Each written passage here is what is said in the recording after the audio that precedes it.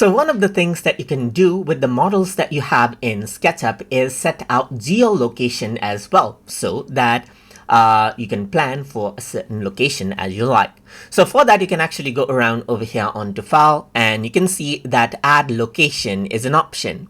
So if I were to go around and click on Add Location, then you can see that it opens that up right here, and you'll be able to go ahead and then search for a particular address.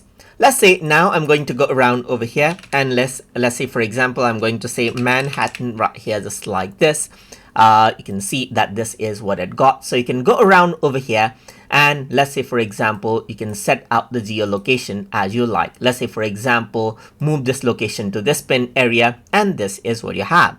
So now what you can simply do is you can go ahead and set the geolocation, and immediately you can see that the shadow actually changes out right here according to the geolocation that you have right here. Let me just go ahead and close it, and now geolocation is saved onto this particular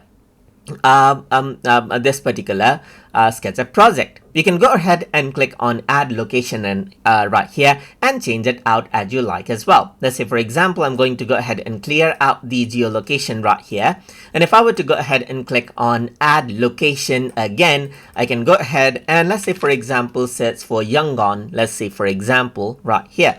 So let me just go around over here, Yangon, Myanmar, right here, just like this. And you can see that this is what you have. And now you can see that the geolocation changes out. So if I were to go ahead and set the geolocation now according to this, you can see that now the shadow changes out according to this geolocation now. So you'll be able to see a particular simulation of lighting as well as per it, besides the geolocation being fixed inside of SketchUp.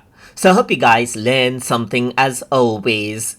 And as always, please like, comment, share, and subscribe.